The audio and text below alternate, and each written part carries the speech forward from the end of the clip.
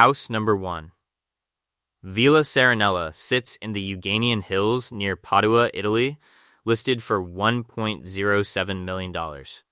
10 bedrooms, 5 bathrooms, over 10,000 square feet, spread across 5 floors of stone, shadow, and crumbling grandeur.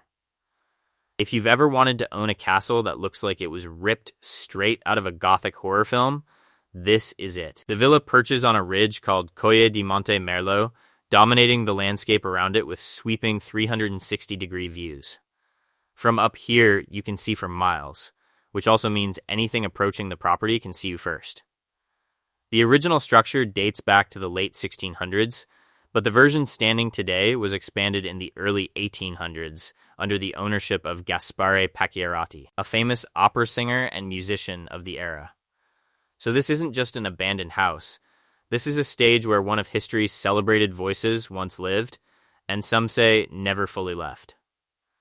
Italy's own Ministry of Cultural Heritage went on record calling Villa Serenella a rare, possibly unique, example of neo-Gothic eclecticism for the region. That's a fancy way of saying nobody else built anything quite this unsettling.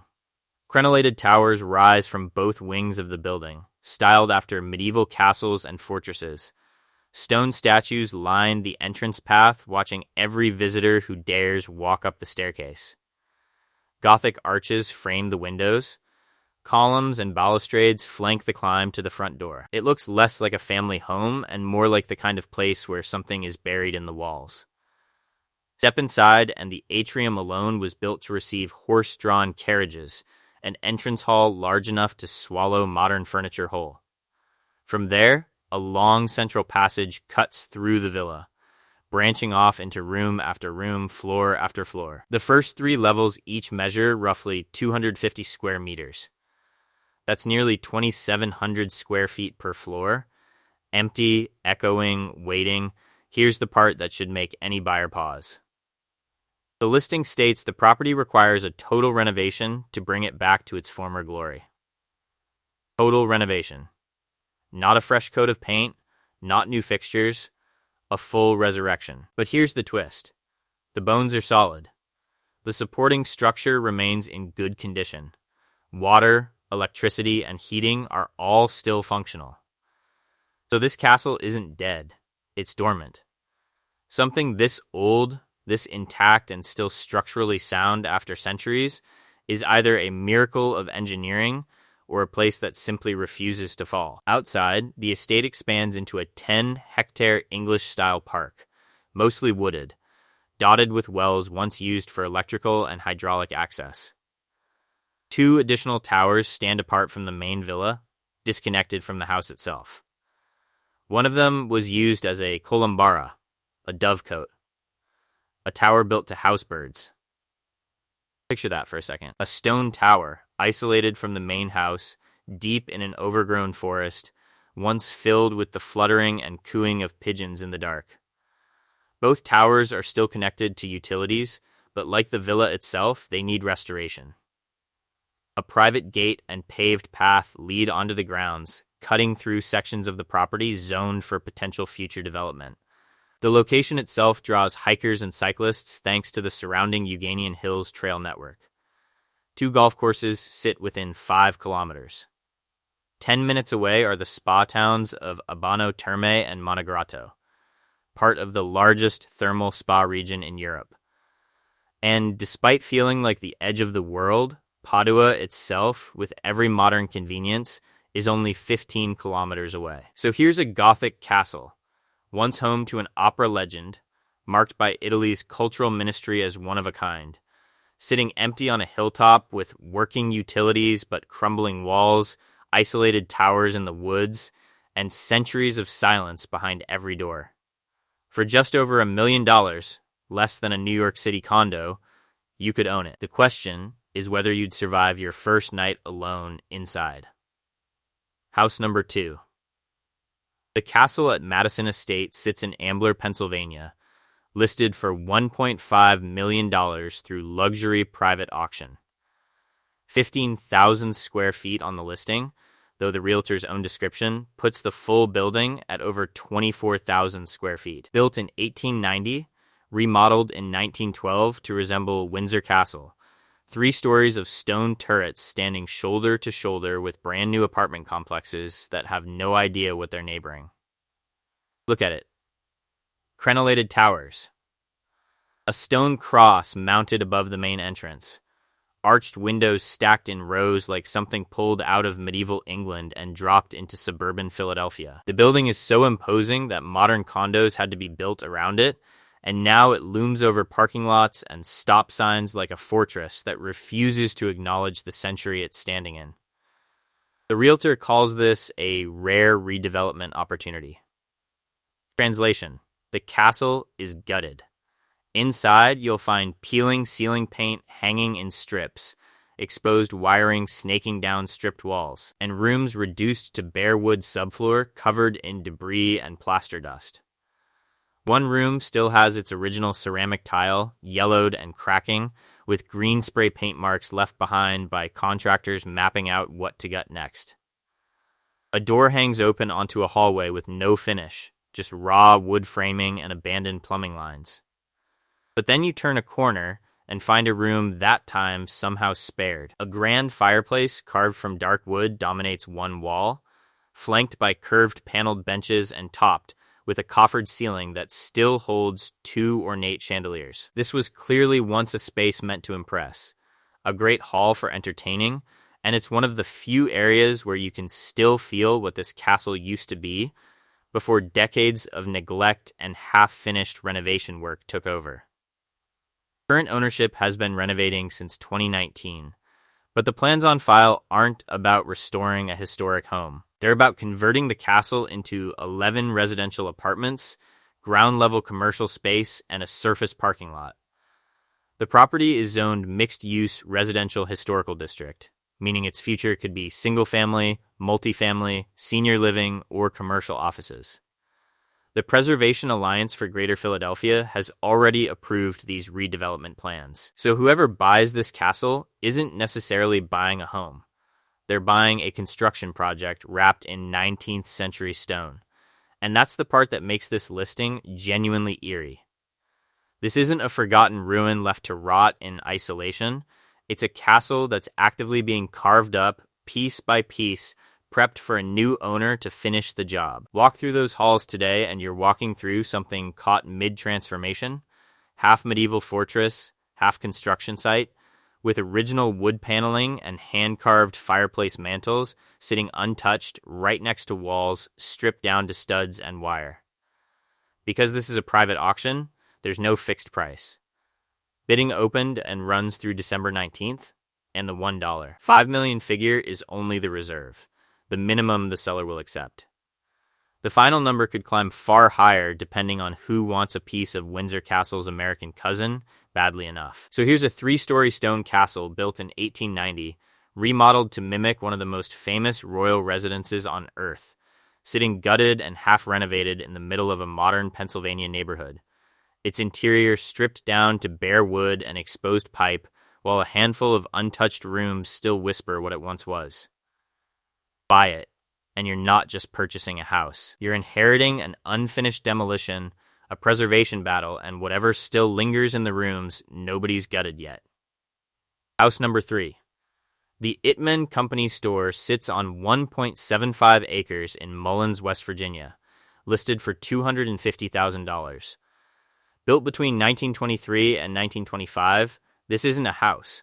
It's a relic of the state's coal boom, and it might be the most historically loaded property in this entire line. The town of Itman was named after Isaac T. Mann, the principal shareholder of Pocahontas Fuel Company and president of the Bank of Bramwell.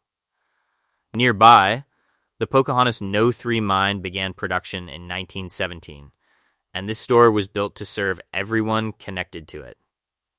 Coalfield architect Alex B. Mahood designed the building, and Italian immigrant stonemasons built it by hand, cutting stone from cliffs across the Guiandot River and hauling it to the site. That's not a construction detail you find on a typical listing. That's generational labor, quite literally carved into the walls. Look at the arched stone colonnade running along the front, a covered walkway with vaulted ceilings that looks more like a monastery cloister than a retail store. From above, the building sprawls out with multiple wings, steep gabled roof lines, and a stone facade that has survived exposure, coal dust, and a century of Appalachian winters. This was once the beating heart of an entire company town. Because this store did far more than sell groceries. Miners and their families came here for food, clothing, household goods, and furniture. And yes, the listing explicitly says caskets were sold here too. Death and daily life, under the same roof, sold across the same counter. The building also housed the general offices of Pocahontas Fuel, a post office, a doctor's office, a pool room, and a barbershop. An entire town's infrastructure compressed into one stone structure. Step inside and the decay is immediate. Ceiling panels have collapsed onto tiled floors. Wallpaper peels in long curling strips off crumbling plaster, revealing the bare wood lath underneath. Debris litters every hallway, and doors hang open into rooms with boarded windows, letting in slices of daylight that only make the ruin look more theatrical. This building has been empty long enough for nature and time to start reclaiming it piece by piece, and yet it earned real historical recognition. The property was listed on the National Register of Historic Places in 1990, an official acknowledgement that this crumbling company store matters, that it's a documented piece of American industrial history, not just an abandoned structure to bulldoze. The current listing itself has its own strange history. It was priced at nearly double this amount before being pulled from the market, relisted, and eventually sold for $250,000 in August 2024, after sitting on and off the market since 2022. Annual property taxes run about $901. Zoning is B2, commercial, meaning whoever owns this could theoretically reopen it, restore it, or simply let it continue standing as a preserved ruin. So here's a former company store built by immigrant stonemasons, home to a post office, a doctor's office, and a casket counter, sitting empty and decaying on under 2 acres in the West Virginia mountains it once served. It's not a haunted mansion in the traditional sense. It's something arguably more unsettling. A building that watched an entire town live, work, and die, and is now just watching itself fall apart. House number 4. Schaloen Castle sits on an island in Valkenburg, the Netherlands, listed for $7.23 million. 49 bedrooms, 7 bathrooms, nearly 21,000 square feet, and a build date stretching back to the year 1200. That's not a typo. This place has stood in some form for over 800 years. You reach it by crossing a bridge, past a driveway lined with lime trees, onto a literal island carved out by a moat still fed by the Jewel, the fastest flowing river in the Netherlands. The moat has been dredged and restored, the bridges rebuilt, and stone lion statues guard the crossing like they've been standing sentry since the castle's earliest days. This was originally built as a defensive fortress, and the remains of that 13th century structure are still visible in the vaults beneath the current building. The castle has been rebuilt twice since its founding, once in 1656, and again in 1894, layering centuries of architectural styles on top of that original medieval core. Sharp, conical turret roofs rise against the sky, the kind of silhouette that belongs in a fairy tale, except this one comes with 800 years of actual documented history behind it. Schaloen Castle carries both national monument and provincial monument status in the Netherlands, and it holds no status as well, a designation reserved for protected estates. Step inside and you'll find suits of armor standing guard on the staircase landings, ornate mosaic tile floors stretching down long hallways, wood-paneled doors, and antique candelabras mounted on the walls. The interiors have been carefully restored, blending oak and marble flooring with frescoes and monumental fireplaces throughout the 4 main floors. There's a knight's hall. There's a dining vault. There's a tower room. This isn't staged decor. This is centuries of actual use, actual owners, actual history pressed into the walls. The estate itself spans over 12,000 square meters and sits inside a protected 400-hectare nature reserve, alongside 2 neighboring castles, East Castle and Genhose Castle. 3 medieval fortresses, clustered together in the same valley. Beyond the main castle, the grounds include a gatehouse dating to 1718 that once housed a bakery and now operates as a restaurant, a tithe barn from 1727 where locals were once required to hand over a tenth of their harvest to the castle lord, and an economy building where a blacksmith once forged iron, now converted into apartments. There's even a small building called the Swan House, originally built to shelter the swans that lived in the castle moat. 6 acres of grounds, restored ornamental gardens, a private parking area for 30 cars, and centuries of families, workers, and lords who lived and died on this land. The current owners bought the castle in 1985 and poured decades into restoring it to this condition.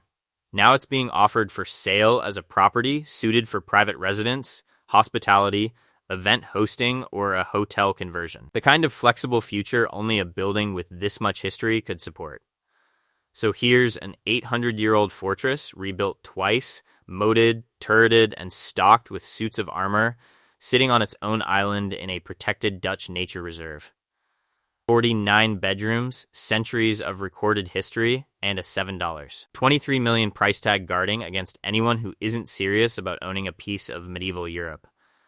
If any property on this list has earned a resident ghost through sheer historical weight alone, it's this one. House number 5. Bedford Castle sits on 40 acres in Bedford, Wyoming, listed for $14 million.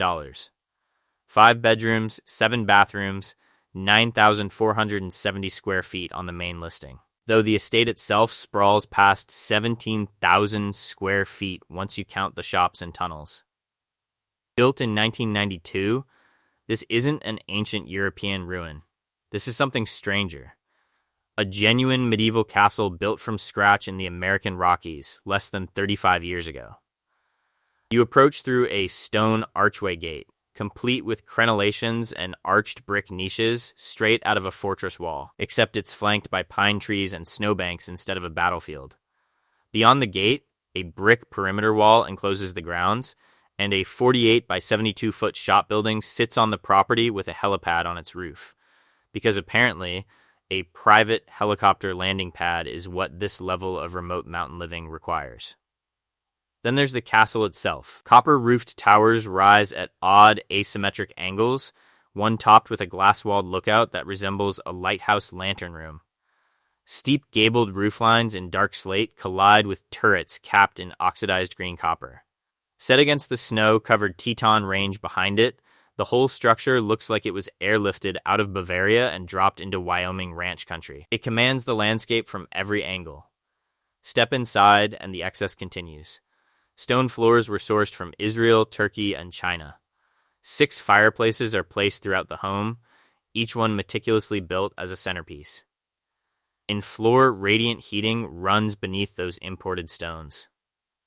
A curved staircase, framed by pale stone balustrades, rises beneath a chandelier toward a fireplace visible through floor to ceiling glass walls, flooding the interior with natural light and mountain views. But the real oddity here is underground. Beneath the castle lies a tunnel system, accessed through what the listing literally calls secret hidden holes. There's a dedicated vault room built into the structure for security. A custom stainless steel staircase spirals up into the tallest tower, delivering panoramic views over the valley and mountains beyond. Double coal boilers heat the entire property. A rampart greenhouse sits built into the castle walls for growing plants, and there's a full game and exercise room tucked somewhere inside this maze of stone and copper. And yes, there's a moat. An actual water-filled moat surrounds the castle, crossed by a bridge just to reach the front door. Whoever built this in 1992 wasn't cutting corners on medieval authenticity. They were reproducing it, tunnel systems, vault rooms, and all, using modern engineering to build something that feels centuries older than it is. Outside, walking and biking trails wind through the 40-acre property, cutting through forest and open land beneath the Teton Range. Custom wood beams and white oak crown molding trim the interior, a rustic modern touch layered on top of the castle's medieval bones. At $14 million, this is easily the most expensive property in this roundup, and arguably the strangest. It's not old. It's not haunted by centuries of documented history like Schaloen Castle or the Padua Villa, but there's something genuinely unsettling about a building this committed to the illusion of antiquity, hidden tunnels, a vault room, a moat, all constructed in the 90s by someone with the money and vision to build their own private fortress in the middle of nowhere. Wyoming. So here's a castle built less than 35 years ago, complete with secret underground tunnels, a moat and bridge, a helipad, and a vault room, sitting on 40 private acres beneath the Tetons. It's less a haunted relic and more a modern fortress built by someone who wanted total isolation, total security, and total control over exactly who gets in, which, depending on how you look at it, might be even more unsettling than a real ghost story. House number 6. The Gingerbread House sits at the head of Main Street in Norway, Maine, listed for $400,000. 5 bedrooms, 3,000 square feet, built in 1850. On the outside, this looks like a fully restored Victorian dream. Step inside, and you're walking into an entirely different story. Let's start with the outside because it's genuinely stunning. Painted in butter yellow with blue, red, and gold trim, topped by an ornate octagonal tower crowned with cast iron cresting, this house looks like something pulled straight off a painted postcard. Curved bay windows, a wraparound porch with turned columns and decorative railings, and a steeply pitched roofline all scream mid-Victorian craftsmanship at its finest. But here's the strange part. This house wasn't always here. On June 11th, 2011, the entire structure was physically relocated to its current spot and placed on a brand new, full-poured concrete foundation. Think about that. An 1850s Victorian house picked up and moved. Decades of history uprooted and reset on a foundation it was never originally built on. That alone gives this place a displaced, almost haunted quality. A home that doesn't quite belong to the ground it's standing on. Since the move, the Norway Landmarks Preservation Society has poured serious effort into the exterior. A new 35-year architectural shingle roof, 2 chimneys completely rebuilt using the original historical plans, every single window professionally restored, clapboards and trim repainted in historically accurate colors, a new 200-amp electrical panel, town water and sewer brought directly to the building. Outside, this house has been resurrected. Now walk through the front door and you'll find the interior tells a completely different, much darker story. Behind that dollhouse perfect exterior are rooms stripped down to bare studs and crumbling plaster. Walls are streaked pink and green, paint peeling away in long curling sheets, exposing bare wood underneath like scar tissue. Wallpaper remnants cling to corners in faded floral patterns, ghostly outlines of rooms that once held life. A steep, narrow staircase climbs upward, its paint chipped and worn, leading to floors that haven't been touched in who knows how long. One room still has its ornate archway intact, elegant white molding framing an empty space furnished with nothing but a few lonely wooden chairs, facing each other like they're waiting for a conversation that ended decades ago. Sunlight pours through a restored window, illuminating dust, cracked plaster, and bare hardwood floors. It's beautiful and unsettling at the same time. Old-world elegance decaying in real time behind a facade that looks brand new. The listing itself is honest about this. The exterior work is finished. The utilities are in place. But the interior is essentially a blank slate, and finishing it is going to take real money and real vision. Whoever buys this house isn't just restoring a home. They're completing a resurrection that's only half done, breathing life back into rooms that still look frozen in time while the outside world moved on around them. There's also a preservation easement attached to the property, meaning the exterior must legally stay protected and maintained in its current condition. So even if you buy this house, you don't fully own the freedom to change what it looks like from the street. The house dictates the terms. You just get to live inside it. So here's a Victorian gem that was uprooted from its original location, physically moved across town, and set down on a foundation that isn't truly its own. Restored to perfection outside while the inside remains a crumbling shell of peeling paint and empty rooms. For $400,000, you're not just buying a house. You're buying the second half of a story that's already been rewritten once, and it's up to you to decide how it ends. House number 7. The old Chamberlain House sits on the St. Lawrence River in South Dundas, Ontario, listed for $1.16 million. 9 bedrooms, 3 bathrooms, roughly 6,000 square feet, built in 1874. This one's a little different from the rest on this list, because instead of decay, you're looking at a Victorian mansion that's been completely revitalized, and somehow, that makes it just as unsettling. The house was originally built for Dr. Theodore F. Chamberlain, a name that still clings to the property a century and a half later. Red brick construction, steep mansard roof lines, arched dormer windows, and a dramatic 4-story tower crowning the whole structure. Under a heavy gray winter sky with snow piled along the porch railings. This place looks like it was built specifically to loom. The kind of house where a curtain twitching in an upstairs window feels less like wind and more like a warning. That tower is the real showstopper. A full room sits on the 4th floor, tucked beneath a peaked mansard cap, with its own set of arched windows looking out over the water. Whoever built this wanted a vantage point over the entire property, and possibly over anyone approaching it. There's also a servant's stairwell running discreetly to the kitchen, a narrow, hidden passage built for people who are meant to move through the house unseen. Step inside, and the current owner has poured serious money into bringing this place back to life. Original woodwork gleams throughout, hardwood floors, ornate crown molding, and elaborate ceiling medallions holding up antique chandeliers. One hallway alone features a domed red ceiling trimmed in gold, with polished archways opening into a sitting room on one side and a formal parlor on the other. A grand piano sits in one room. Deep jewel-toned walls, burgundy and mustard yellow, give the interior a heavy old-world richness that feels more like a preserved historical estate than a private residence. One of the bedrooms still carries that same dramatic energy, dark carved wood furniture, a richly upholstered bed frame, and tall, arched windows draped in heavy patterned curtains that block out most of the daylight. Vintage-style radiators line the walls beneath the windows, untouched relics of the home's original heating system, still functioning after a century and a half. But here's what makes this listing stand out from the others.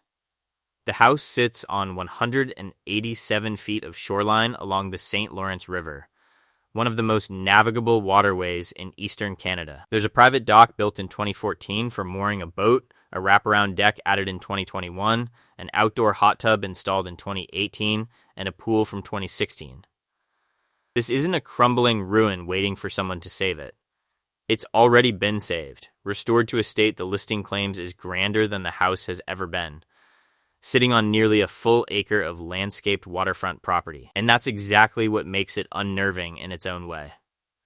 Most haunted houses feel abandoned, frozen at the exact moment someone walked out and never came back. This one feels occupied, maintained, cared for, like whatever lived here before never actually left. It just watched the renovations happen around it. A Victorian doctor's mansion, fully modernized with a pool and a private dock, but still crowned by a tower room built in 1874. Still walked by a servant's staircase built for people meant to disappear into the walls. So here's a 19th century riverfront estate, meticulously restored rather than left to rot, complete with a 4-story tower room, hidden servant passages, and nearly 200 feet of private shoreline on one of Canada's great rivers. It doesn't scream haunted the way a crumbling castle does. It's quieter than that, the kind of house that looks perfectly normal in daylight, and only makes you wonder what's watching from that tower window once the sun goes down. House number 8. This Campbellsburg, Indiana Queen Anne, is listed for $299,900. 4 bedrooms, 2 bathrooms, 3,190 square feet, plus another 900 square feet of unfinished attic space above it all.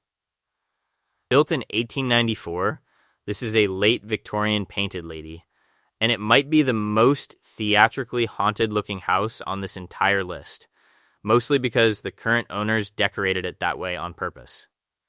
From the street, this house is a masterclass in Victorian excess. A steep conical turret roof rises above a wraparound porch, painted in layers of sage green, mustard yellow, and deep red trim. Gingerbread scrollwork drips off every gable. Round stained glass windows punctuate the upper floor. Multiple roof lines collide at sharp angles, creating shadows and corners everywhere you look. It's the architectural definition of a haunted house silhouette, the kind of home kids dare each other to walk up to on Halloween. And once you step inside, the current owners clearly leaned all the way into that reputation.